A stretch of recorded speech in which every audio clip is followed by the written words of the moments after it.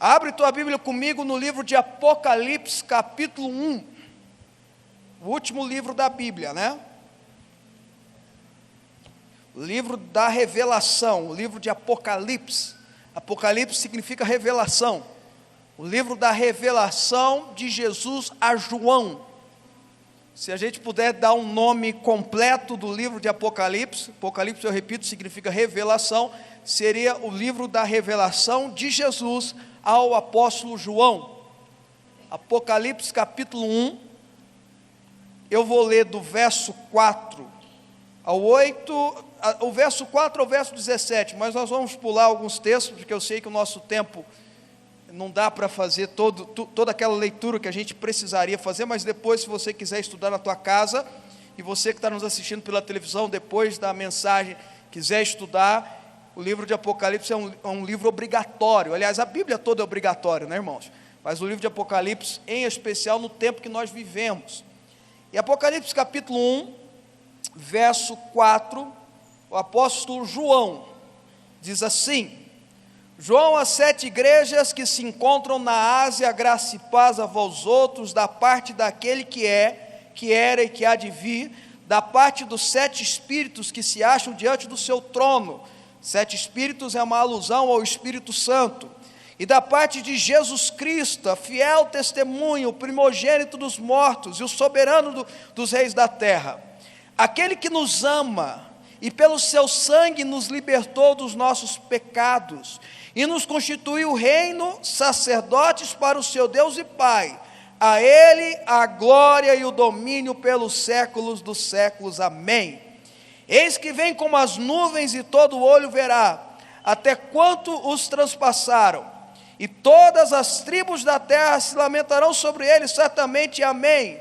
Eu sou o Alfa, o Ômega, diz o Senhor Deus, aquele que é, que era e que há de vir, o Todo-Poderoso. Glória a Deus.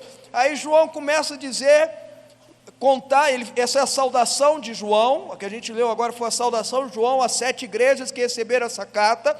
E aí ele, do verso 9 ao verso 12, mais ou menos, ele conta a experiência que ele teve, que ele escutou uma voz como um trombone, como uma potência, dizendo no ouvido dele uma mensagem, e ele olha para trás e ele tem essa visão no verso 12, vamos pular para o verso 12, voltei-me para ver quem falava comigo, e voltado vi 7 candeeiros de ouro, e no meio dos candeeiros, verso 13, um semelhante ao filho do homem, com vestes talares e cingido à altura do peito, como a cinta de ouro.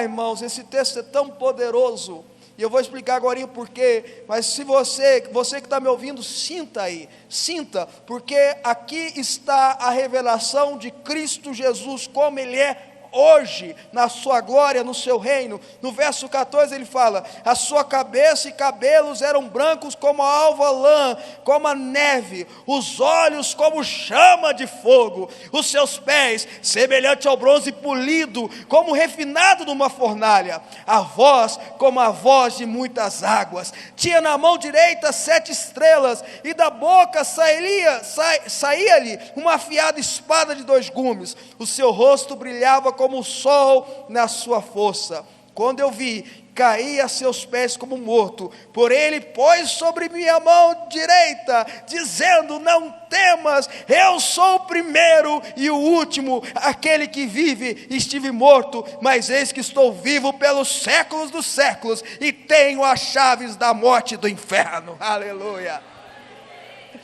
Irmãos, eu vou ser sincero, eu até arrepio quando eu escuto isso, porque aqui Jesus estava se revelando a João. Deixa eu dizer para você entender o contexto dessa história. O apóstolo João foi o último dos 12 discípulos de Jesus, ou melhor dizendo, dos apóstolos da igreja primitiva a morrer. Ele aqui, nessa época, aproximadamente 90 depois de Cristo, bem velho já, bem idoso, ele estava na ilha de Patmos, porque o imperador Domiciano, o imperador louco, a perseguição aos cristãos começou em Nero, depois de Nero veio outro imperador, e por fim Domiciano. O imperador Domiciano era muito louco, e ele queria perseguir todos os cristãos. Ele fez uma grande perseguição dos cristãos, de uma forma tão radical, ao ponto de, há um fato histórico, que mais ou menos 10.000 cristãos morreram no Coliseu de Roma, sejam decapitados ou amarrado comida, carne de animal para que cachorros viessem dilacerá-los, ou leões jogados nas covas, aliás, numa disputa lá, os leões disputando briga com eles. Cerca de 10.000 cristãos morreram assim, e Domiciano, querendo talvez acabar com o que sobrou, vamos dizer assim, humanamente falando, daquilo que era a origem da igreja primitiva, que agora era o apóstolo João, toma uma decisão, mandou João para Patmos, que é uma ilha que hoje fica na região da Turquia, e nessa ilha era uma ilha prisão. Patmos era uma ilha prisão. Eles mandavam lá a escória do Império Romano, entre bandidos de todas as espécies. A escória do Império Romano também tinha cristãos naquela época, e o apóstolo João, o grande último líder da igreja, pelo menos da época da igreja primitiva, estava ali na ilha de Patmos preso.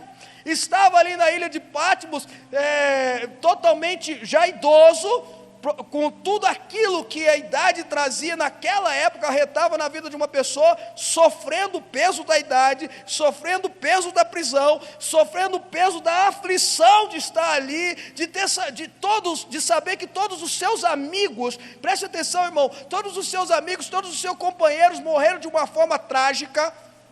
Todos os discípulos de Jesus, escuta, irmãos, todos os discípulos de Jesus morreram de uma forma trágica, todos, a maioria foram decapitados, outros foram mergulhados em azeite quente, outros morreram crucificados, como o próprio apóstolo Pedro. Paulo foi decapitado, e tantos outros personagens da Bíblia. Filipe levou uma flechada na frente de todo mundo. Tantas pessoas naquela época sofriam perseguição, e João não era diferente. Ele estava ali na ilha de Patmos, sofrendo aquela perseguição toda, e no meio daquela aflição, no meio daquele problema todo, no meio daquela perseguição que ele estava sofrendo, no meio dos dias mais difíceis da sua vida, Jesus se revela a ele. Jesus aparece a ele em toda a sua glória, em toda a sua formosura. Deixa eu explicar para você. João tinha visto Jesus, o Deus encarnado, Jesus homem. João tinha visto depois Jesus ressuscitado, mas ele ainda não tinha visto Jesus glorificado. Jesus foi ressuscitado. Eu vou explicar para você. A Bíblia diz que Maria Madalena tenta se pegar em Jesus quando ele ressuscita. Ele fala: não me toque, porque eu ainda não fui para o Pai, eu vou subir para o Pai, e antes de eu subir para o Pai, eu quero conversar com vocês, eu quero pregar o reino para vocês. Então ali era Jesus ressurreto ainda tinha, porque o corpo dele tinha sido ressurreto, ainda tinha marcas na sua mão dos pregos, ainda tinha marcas nos pés dos pregos, mas o Jesus glorificado não. O Jesus glorificado era a glória do Senhor se manifesta numa pessoa só. E o apóstolo João teve aquela visão na ilha de Patmos. Eu vou falar sobre Jesus hoje. Eu vou falar sobre tudo leva a Jesus. O nome de Jesus, a pessoa de Jesus, tudo importa, tudo que importa se concentra na pessoa de Jesus. Pronto, acabou. Mas eu já quero começar dizendo para você que nos momentos mais aflitos da sua vida, nos momentos mais difíceis, como foi com o apóstolo João, que talvez ele pensou: estou velho e abandonado, estou jogado às traças, estou jogado numa prisão. No momento mais difícil da vida dele, foi quando Jesus apareceu na sua glória. E eu quero dizer isso para você. Nos momentos mais difíceis da sua vida, nos problemas que você mais enfrentar, o problema mais difícil que você enfrentar, vai ser quando a glória de Jesus vai se manifestar na tua vida. E ele tem uma visão extraordinária. Veja, e aí eu quero estudar com você a pessoa de Jesus hoje. Quem é Jesus hoje? Quem é esse Jesus que a teologia fala, o Jesus glorificado? E eu vou estudar passo a passo. Eu peço que você me dê atenção com carinho e com paciência, Porque depois que João fez essa introdução, ele começa a apresentar Jesus, para que a gente possa estudar, aprender, absorver, receber, porque tudo é Jesus. Nós cantamos essa canção agora, do Morada, talvez a canção mais bíblica composta nos últimos tempos, porque praticamente todas as frases são bíblicas. Praticamente não, todas as frases são bíblicas, mas tem uma parte que ele diz assim: é tudo sobre você. Irmãos, deixa eu dar uma palavra para você, deixa eu trazer algo para você aqui hoje, deixa eu trazer algo para a sua consciência hoje. Nada é sobre nós, nada é sobre pessoas, tudo é sobre Jesus. Tudo é sobre Jesus. A hermenêutica da Bíblia se concentra em Jesus. O personagem principal de Gênesis 1, Apocalipse 22 é Jesus. Jesus aparece no primeiro capítulo da Bíblia, no segundo verso da Bíblia, quando Deus diz: haja luz, e houve luz. Jesus estava se manifestando.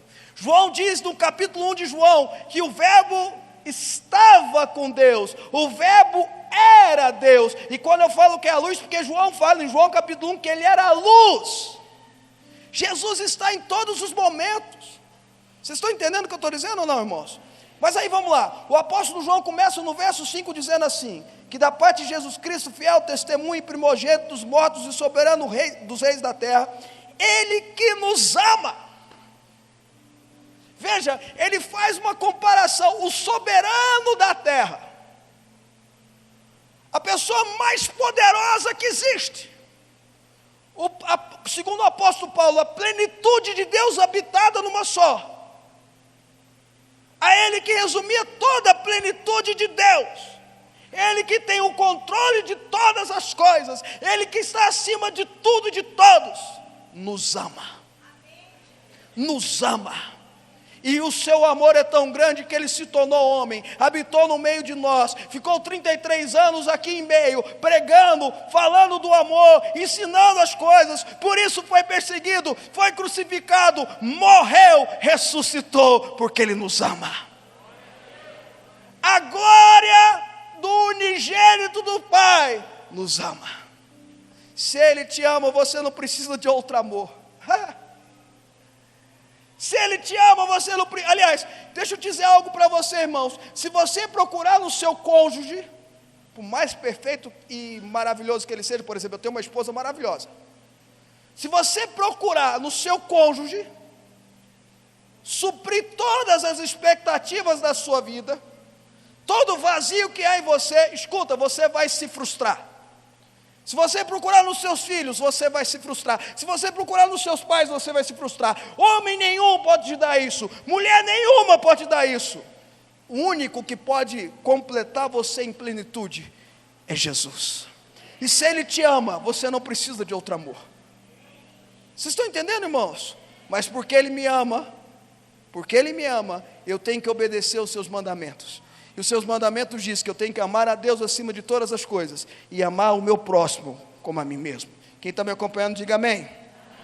E aí ele diz assim: e nos libertou dos pecados pelo seu sangue. Pelo seu sangue eu tenho a libertação dos pecados, pela entrega que ele me fez, pela consagração da sua vida, pela libertar da sua ação sobrenatural, naturalmente feita na cruz. Eu tenho a liberalidade do poder do pecado sobre a minha vida. O pecado foi feito para nos levar ao inferno. O pecado foi feito para matar, roubar e destruir. O pecado dá legalidade para que a morte haja na minha vida. O pecado me afasta de Deus, porque Deus é um Deus santo, Ele não pode conviver com o pecado. Jesus não sabe o que é pecado, Ele só sabe pela teoria. É bom dizer isso, eu falo na internet: Jesus nunca pecou e nunca vai pecar. É impossível que Ele peque, Ele é santo e sempre será. É impossível que ele peque. E aquele que sem pecado, se entrega o seu sangue em prol dos pecadores.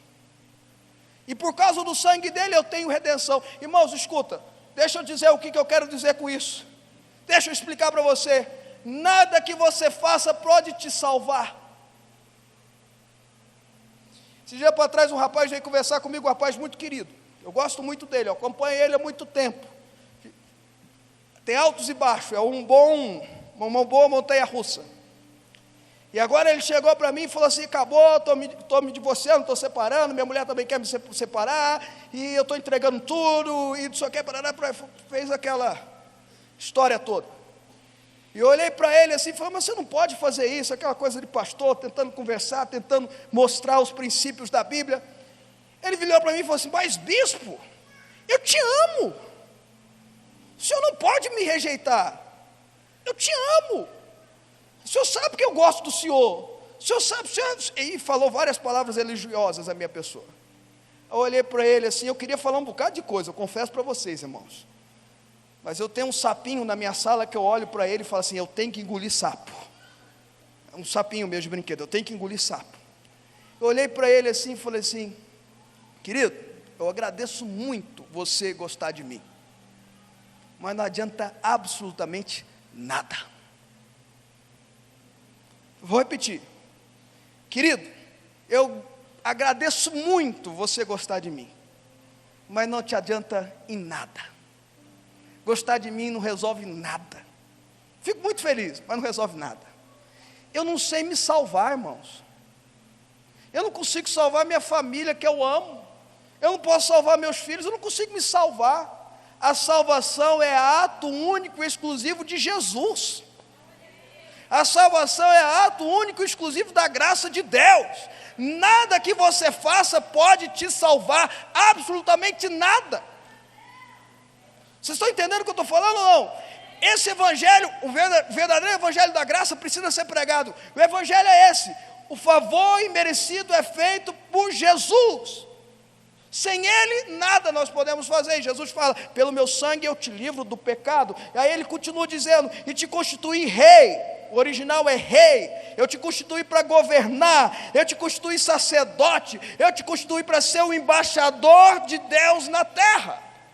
Através de Jesus você é chamado para governar. Através de Jesus você é chamado para ser o embaixador de Deus na terra. Eu vou te explicar o que é isso. É o retorno do plano original de Deus.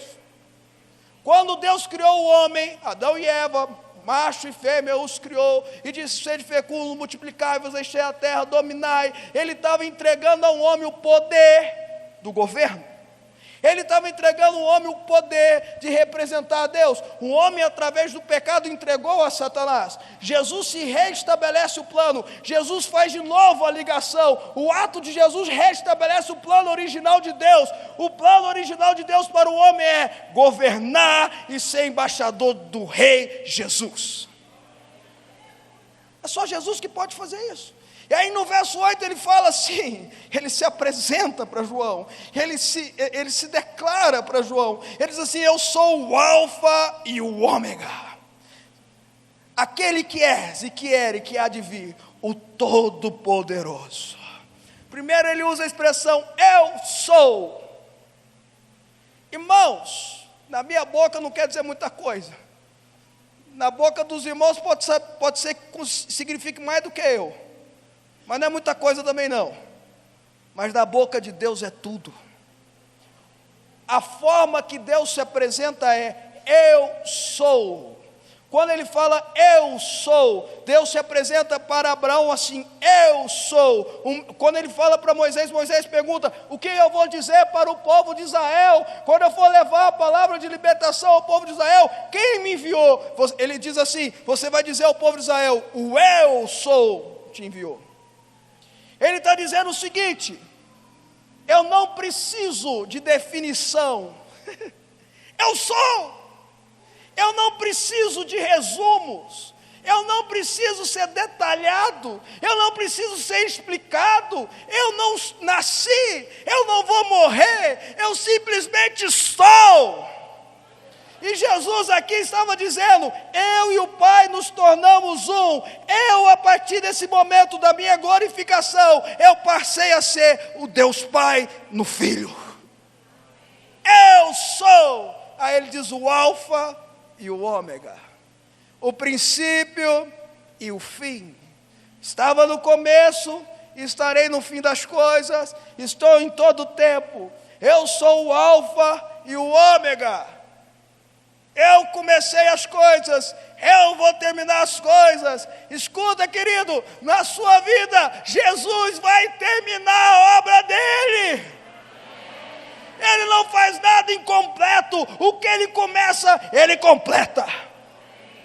Eu sou o alfa, o ômega, aquele que era, e que é, e que há de vir. Jesus estava dizendo, eu não mudo. O mesmo Jesus do Novo Testamento, o mesmo Jesus que apresenta-se no Antigo Testamento de várias formas, de várias teofanias, o mesmo Jesus que se tornou carne e o Emanuel se cumpriu, habitou entre nós, é o mesmo Jesus que existe hoje. É por isso, irmãos, que a única crítica, eu não gosto de entrar em debates teológicos, porque eu acho que é uma bobagem entrar em debates teológicos, com toda sinceridade, mas a única crítica que eu faço a alguns irmãos que pensam diferente da nossa linha teológica, é quando eles levantam a tese cessacionista.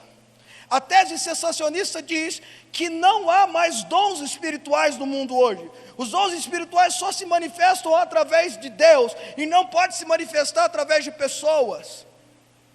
Onde eles tiraram isso? Na Bíblia não está escrito isso.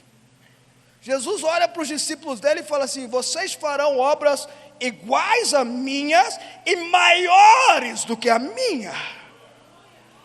Os dons continuam existindo, sabe por quê, irmãos? Porque o Espírito Santo continua existindo. Enquanto o Espírito Santo existir, ele vai agir em poder, em milagres, em maravilhas, em sinais e prodígios, usando homens ou não. Eu sou aquele que era e que há de vir. Aí João escuta uma voz,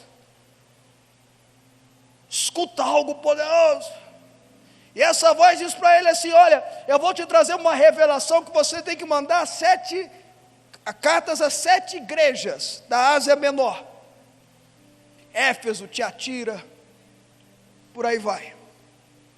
Você vai mandar essas cartas para eles, porque eles precisam saber o que eu vou trazer de revelação. João começa a receber a revelação do que Deus ia fazer naquele momento, mas a partir daquele momento. Essa revelação chega até nós hoje. João começa a anotar o que ele viu. O Jesus glorificado. A pessoa de Jesus. Sabe o que João viu, irmão? A pessoa que você vai ver quando você chegar na glória. Só um amém aqui, pelo amor de Deus, está amarrado, em nome de Jesus. Você não tem certeza da salvação não, irmãos? Quem tem certeza da salvação? Quem não tem, depois nós fazemos um apelo aqui e resolvemos esse problema. Ele viu aquele que nós vamos ver, em glória. E olha, esse homem, esse ser divino, Jesus, se aparece para ele de uma forma extraordinária. Então João olha para trás, porque a voz vinha de trás, a Bíblia fala isso, e ele vê o Filho do Homem. E quando ele usa essa expressão, Filho do Homem, é porque ele viu que a fisionomia lembrava a fisionomia do mestre dele. A fisionomia daquele homem lembrava a fisionomia do mestre dele. Era um corpo glorificado, mas a fisionomia lembrava. Então ele viu o Filho do Homem no meio de 7 candeeiros. Candeeiro tem uma simbologia na Bíblia de ministério. É aquele que traz a luz, que ilumina onde está escuro. Era a lâmpada daquela época, era a iluminação daquela época, a iluminação mais chique daquela época, era o candeeiro. Então o candeeiro tem uma simbologia de ministério, de igreja. E ele fala, eu estou vendo o Filho do Homem, estou vendo Jesus no meio, passando no meio da igreja. Eu estou vendo Jesus passando no meio da igreja. Olha, se você acompanhar, depois você for estudar as 7 cartas, você vai ver que Jesus olha para a igreja de uma forma diferente. Para cada igreja ele olha de uma forma diferente. Esmina, ele fala assim, vocês pensam que vocês são pobres, mas na verdade vocês são ricos. Porque Jesus talvez olhou para aquela igreja, que talvez seja a igreja mais pobre, questões financeiras do povo mais pobre da Ásia Menor daquela época, mas Jesus olhava e dizia, não, talvez ele estava olhando, Bispo Abraão, com os olhos aqui do Start 300, Jesus estava olhando e dizendo, aqui tem gente próspera, aqui tem gente rica de graça, de unção, de poder. Jesus vê a igreja de outros olhos, ele não vê a igreja com os nossos olhos. Nós precisamos aprender a começar a ver a igreja com os olhos do Senhor Jesus. Quando a gente começar a ver a igreja com os olhos do Senhor Jesus, nós vamos parar de reclamar dos defeitos da igreja, porque os defeitos da igreja não são por causa do Senhor da igreja, são por causa das pessoas que fazem parte da igreja. Quando nós começamos a olhar a igreja com os olhos do Senhor Jesus, nós deixamos de olhar as coisas a nível natural. Então a fofoca já não me abala mais, a panelinha já não me abala mais, a crítica não me abala mais. Por quê? Porque os meus olhos estão voltando para aquele que é eterno. Agora Jesus está no meio da igreja. Igreja só funciona se Jesus for o centro dela. Igreja só funciona se Jesus for o centro dela. E se candeeiro tem uma simbologia de ministério, escuta aqui, irmão, ministério só tem autoridade, só tem poder, só tem unção, se tiver Jesus no meio dele. E a gente precisa falar isso, porque hoje em dia tem muita gente abrindo igreja para tudo quanto é lado, ministério para tudo quanto é lado, convidando gente para tudo quanto é lado, e esquecendo de levar Jesus para o meio dela. O ministério para dar certo, a igreja para dar certo, a vida profissional para dar certo, a vida conjugal para dar certo, para você ser um bom pai, para você ser uma boa mãe, para você ser um bom avô, para você ser uma boa pessoa, Jesus tem que ser o centro. Por quê? Porque eu sou imperfeito, eu sou mau. O ser humano é mau, é imperfeito. O ser humano foi levado ao pecado, à condenação. Mas Jesus é bom, cheio de misericórdia, de graça, do esplendor do amor de Deus, da plenitude divina. Se Ele está no meu meio, se Ele está em mim, eu reflito Jesus às outras pessoas. Quem está comigo diz um amém mais forte aí. E aí ele vai continuando, estou no meu tempo, irmãos. Ele vai continuando dizendo sobre Jesus, porque a palavra tem muita coisa. E aí no verso 13, ele diz assim, no meio dos candeeiros, um semelhante ao Filho do Homem, com vestes talares, e cingindo a altura do peito com uma cinta de ouro. Irmãos, essa expressão, vestes talares, se você pegar a tradução, você vai dizer que é um vestido comprido de rei. Só que escuta, irmãos, olha que coisa interessante. No grego, que foi escrito o livro de Apocalipse para nós, é uma expressão, eu não sei pronunciar ela, então me perdoe, não vou pronunciar ela, vou trazer o significado apenas. Na expressão grega, ela só aparece nesse versículo. Ou seja, esse tipo de veste, de roupa, na Bíblia, só aparece nesse versículo. Aí os estudiosos fizeram uma semelhança com o aramaico antigo. Está comigo aí? Está comigo aí, irmãos? No aramaico antigo, uma expressão parecida aparece em Isaías capítulo 6. Quando Isaías olha para cima e vê o Senhor assentado no trono, no sublime trono, e as suas vestes enchiam o templo. Isso é maravilhoso, irmão. E aí a Bíblia diz que tinha sobre ele um cinto de ouro. Ouro na Bíblia, e é único. Deixa eu explicar para você. O sacerdote, ele tinha um cinto banhado em ouro. Esse cinto é formado de ouro. E o ouro na Bíblia tem uma simbologia de real, de rei. Ali estava o sumo sacerdote da ordem de Melquisedeque. Aí estava o sumo sacerdote que rasgou o véu de cima para baixo. E se ele estava com a roupa sacerdotal e com a roupa de rei, ele estava trabalhando. Ele estava trabalhando. Ele estava trabalhando. Sabe o que isso quer dizer, irmão? Que Jesus não para de trabalhar por mim e por você. Ele não descansa. Aquele que te guarda não para de trabalhar. Quando você estiver dormindo hoje, descansando, Ele vai estar trabalhando na tua vida, vai estar trabalhando através da tua vida, vai estar trabalhando em prol da tua vida, porque Ele não para de trabalhar.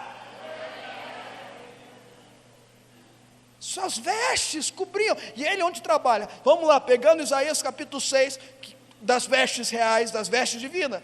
Aonde as vestes estão trabalhando? A Bíblia diz em Isaías capítulo 6, na visão de Isaías, que as vestes cobriam todo o templo. Jesus trabalha através do seu corpo.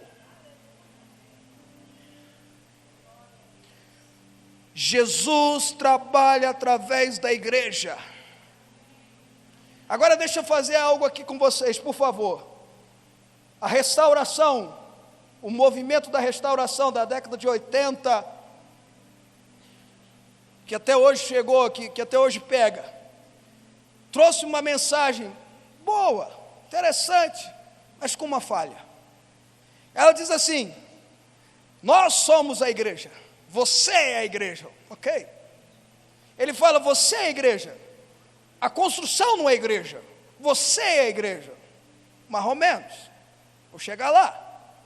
A Bíblia diz que nós somos santuário do Espírito Santo, ou seja, habitação do Espírito Santo, morada do Espírito Santo. É por isso que eu e você, por mais que salvo pela graça, não podemos e não devemos pecar. Porque aqui é a casa do Espírito Santo, é a habitação do Espírito Santo, é o lugar do Espírito Santo viver, e o Espírito Santo não vive onde tem bagunça, o Espírito Santo não quer viver onde é sujo, o Espírito Santo não quer viver onde tem lixo. Está acompanhando? Mas a igreja não é uma pessoa só.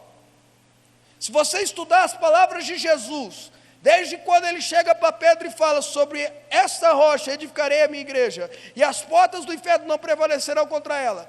Toda vez que ele faz uma alusão à igreja, ele usa plural, pessoas, e não uma pessoa. Ou seja, o Fábio é santuário do Espírito Santo, mas o Fábio sozinho não é igreja. Vocês estão me acompanhando? Agora, quando o santuário do Espírito Santo Fábio se une com o santuário do Espírito Santo Wagner, que se une com o santuário do Espírito Santo Alessandro e com os demais, e nós começamos a buscar a Deus juntos, no meio do louvor do seu povo, Deus habita. E tudo que ligar na terra será ligado nos céus, e as portas de Hades do inferno não podem prevalecer contra esse grupo. Entenda, irmão, eu sozinho não sou igreja, eu e você juntos somos a igreja de Jesus. Jesus trabalha aí, a orla das suas vestes está trabalhando ali. Vamos continuar aqui, irmãos. E aí ele olha para Jesus, e ele vê que os cabelos de Jesus eram brancos, né? Sabedoria, né, irmãos? A bispa sabe que eu queria um dia ter o cabelo, qual que é? Grisalho, não é branco, é grisalho. Só que aí não está dando certo, irmãos. Quando ele começa a embranquecer, ele cai. Mas eu queria. Porque cabelo grisalho tem a ver com sabedoria, com experiência, com o passar do tempo, e eu acho bacana também. Mas na Bíblia, o cabelo branco tem uma significação maior. Ele remete ao ancião de dias. Daniel no capítulo 7 fala do ancião de dias. Ele tem uma figura de Deus na vida dele. O ancião de dias era um senhor de cabelo branco. Remete ao ancião de dias. Ancião de dias é uma figura do Deus Pai. Vai me acompanhando. Mas quando fala do ancião de dias, está falando do Cromos, que é o tempo de Deus. Agora Jesus aparece com o cabelo branco. Agora Jesus aparece como ancião de dias. Agora Jesus está dizendo, eu estou no controle do tempo. O tempo está debaixo do meu controle. O Cromos submete ao Kairos. O Cromos é o nosso tempo humano, Kairos é o tempo de Deus. Então escuta, meu irmão, se você serve a Deus, se a tua vida é sujeita ao Senhor Jesus, se você é um discípulo de Jesus, no tempo dele, no tempo oportuno, tudo que Ele tem reservado para a tua vida, nas regiões celestiais, você tem o sim e o amém. Basta esperar o seu tempo. Vocês estão me acompanhando ou não? E aí ele fala que os olhos dele eram como fogo, como chama de fogo. Chama de fogo tem dois significados nos olhos. Tem a ver com justiça, ira. Nossa, você vai falar da ira de Jesus? Eu vou, meu irmão, está na Bíblia. Você quer tirar as coisas da Bíblia, não tem jeito, irmãos. Aliás, vou dizer algo para você aqui, já que está na internet, vamos embora. Vou dizer algo para você aqui em nome de Jesus. Sabe o que você distingue uma bobagem teológica para uma heresia? Jesus. Quando toca em Jesus é heresia. Vocês estão ouvindo, irmãos? Quando toca em Jesus é heresia. Se rejeita Jesus, se abaixa o nível Jesus, se submete a Jesus a outras coisas, que não seja Deus Pai, é heresia. Jesus não pecou, Jesus, eu diante dele não sou nada, ele é o leão de Judá, eu sou vermezinho de Jacó. Jesus é Jesus, e pronto, final. Vocês estão me acompanhando ou não? Agora a Bíblia fala da ira dele, a gente está falando muito do amor dele, porque o amor dele é maravilhoso mesmo, a misericórdia dele triunfa sobre a justiça, sobre o juízo, mas Jesus também tem ira. Ele não tirou o povo da porta do templo, que estava ali, indo contra as leis de Moisés, ele não chegou lá com chicote, ele estava em amor, sim, mas em ira. A Bíblia diz que quando o rapaz da mão ressequida estava ali, dentro da sinagoga, e Jesus olha para ele e fala, venha para o meio, a Bíblia diz que a ira veio sobre Jesus, porque ele estava irado contra o pecado, ele estava irado contra a hipocrisia, e ele estava irado contra a enfermidade na vida daquele rapaz. Chama de fogo tem a ver com ira. Irmãos, nenhum de nós fugiremos do juízo. Nenhum de nós fugiremos do juízo. Todos nós, tarde, eu ia falar cedo ou tarde, mas está amarrado cedo, né, irmãos? Ninguém quer que seja cedo, né, irmãos? Alguém quer? Não, né? Ok. Se quiser, enfim, coloca diante de Deus aí. Todos nós iremos ser julgados, todos nós. Agora, qual que é a diferença? Quando Deus chegar e olhar para os nossos pecados, para os nossos erros, para as nossas falhas, não vai ter telão lá não, pode ficar tranquilo, viu, irmãos? Tinha aqueles pregadores antigos que falavam, vai ter um telão, né? Vai ter não, pode ficar tranquilo, vai ter nada disso, nada disso. Mas quando Deus começar a dizer ou falar sobre os seus erros e pecados, quando Ele começar a te julgar, perdão, porque Ele não fala, quem fala é o acusador, Deus não é acusador. Quando Ele olhar para você, Ele não vai conseguir ver pecado. Ele vai ver Jesus em você. E quando Ele ver Jesus em você, você vai estar justificado por Jesus. Entenda, não é que você não vai passar por julgamento, você vai passar, mas quando chegar a tua sentença, Ele vai olhar para você e vai ver Jesus em você, e você será justificado por Jesus. Simples assim. Vocês estão me acompanhando? E aí ele diz que os pés de bronze, polido, refinado por fornalha, no fogo. Você imagina um bronze polido, pegando em chama, não tem jeito, mas ele está todo... Quando é que está quente demais, irmãos? Me ajuda aí. Ardente. Polido ardente. Quer dizer que Jesus passou pelo caminho de sofrimento já. Os seus pés estão polidos pela fornalha. Isaías 53, o castigo que nos traz a paz estava sobre ele, por suas pisaduras fomos sarados, pelos seus pés da fornalha de bronze queimando, nós somos sarados. Aí ele continua com aquela visão maravilhosa, ele olha, ele diz que a voz dele era como o som de muitas águas. Irmãos, toda vez que eu escuto isso, eu lembro de uma experiência que eu tive com a voz dele. Solteiro, menino de tudo, 16 anos, ouvi a voz dele numa frase, e era exatamente isso aqui, o som de muitas águas. Eu não acredito, o problema é teu, eu ouvi, tá? E eu sei o que eu vi, eu sei quem tenho crido, e sei que Ele é poderoso para fazer infinitamente mais daquilo que eu penso, imagino, penso ou sonho. Eu vi, e aí eu faço uma ligação, som de muitas águas. Eu não sou muito de campo, tem gente que é de campo, mas eu confesso para você, se eu ver uma cachoeira, eu vou parar para olhar. É bonita, é ou não é, irmãos? Quanto maior a queda, mais bonita, é ou não é, irmãos? Só eu que penso assim? Quem pensa assim também? Deixa eu ver. Então, vamos mudar. Quando o mar está forte, e você está lá de noite, muita gente vai dar glória a Deus agora, lá numa choupana, ou num quarto de hotel à beira-mar, aquele mar forte, você abre a janela, né? É forte, é poderoso, mas traz calma, traz refrigério.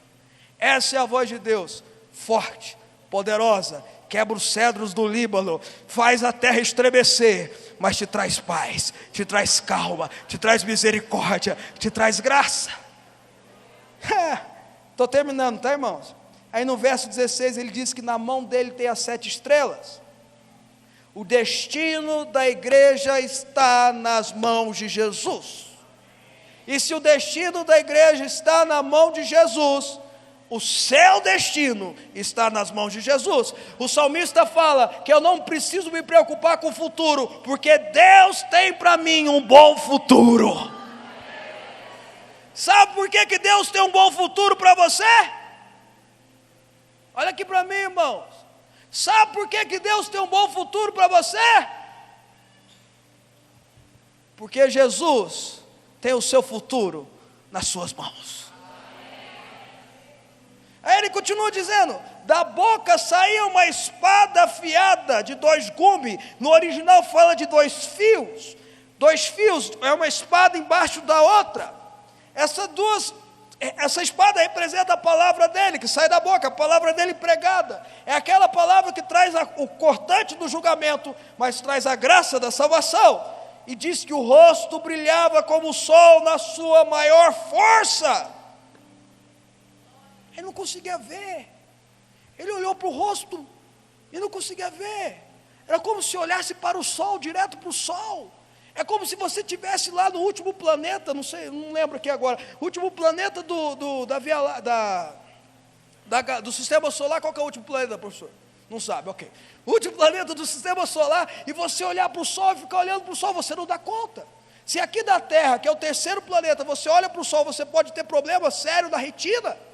Lá então nem se fala. O que isso quer dizer? Eu vou trazer para você um significado mais aceito da teologia antiga. Quer dizer que o poder, segura essa. Sabe o que isso significa? Que o poder de Jesus não conhece limite. Que o Jesus glorificado que eu sirvo, que você serve, que eu prego, que você escuta hoje, não conhece limites.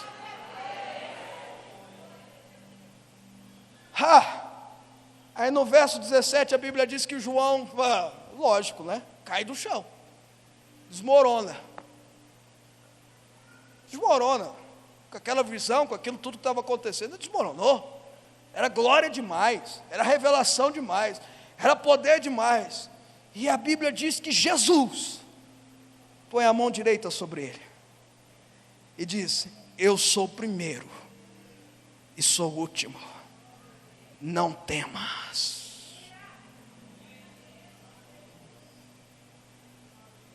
Eu estabeleço limites na sua vida. Não temas, porque quando alguém vier contra você, eu sou o primeiro a ir contra e serei o último a terminar a batalha. Eu sou o primeiro a te ensinar, a discipular, e serei o último a dar a minha palavra sobre a tua vida.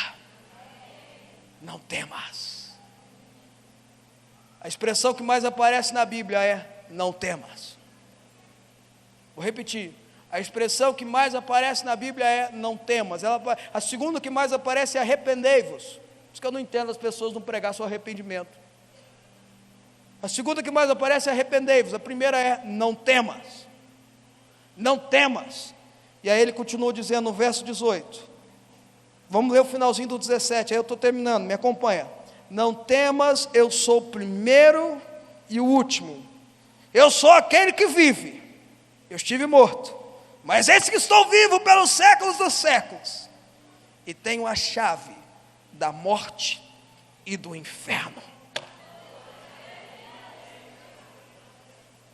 É bom que ele usou essa expressão, morte e inferno, porque é a limitação do homem, da criatura homem. O homem, quando foi criado, foi estabelecido esses dois limites a ele: a morte, que veio com o pecado, mas foi estabelecido, e o inferno, que é a condenação. O inferno ele não foi aberto. Se você estudar Apocalipse, você vai ver que ele ainda será aberto. O inferno é o lugar para Satanás e seus anjos caídos. O inferno é o lugar para o diabo. Aquele que vai para o inferno é porque é seguidor de Satanás, e por isso ele foi condenado como Satanás. Você está me entendendo ou não, irmãos? O inferno ainda não foi aberto.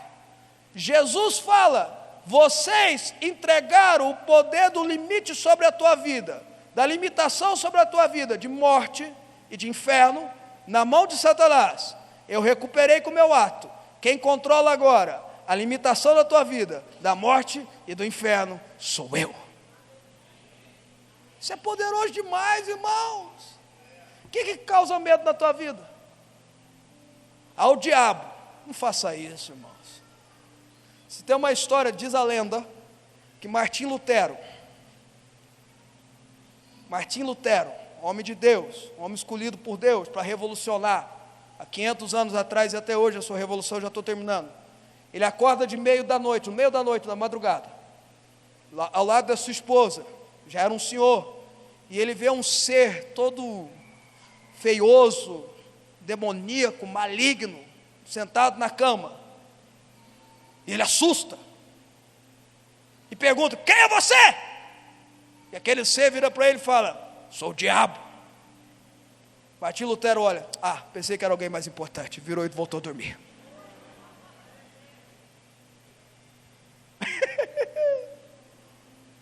Sabe por quê? Porque Martim Lutero tinha a revelação de quem era Jesus. Todo principado, toda potestade, todo dominador deste mundo tenebroso, todos que agem na região da maldade, estão subjugados debaixo da autoridade do nome de Jesus.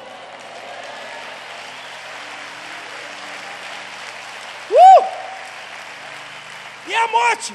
Eu tenho medo da morte. Por quê? Aquele que crê em mim, mesmo que morra, viverá.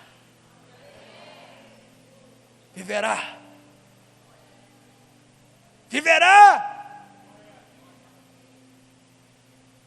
Eu sou a ressurreição e a vida. Nada funciona sem Jesus. Tudo funciona com Jesus. Termino dizendo isso, irmãos.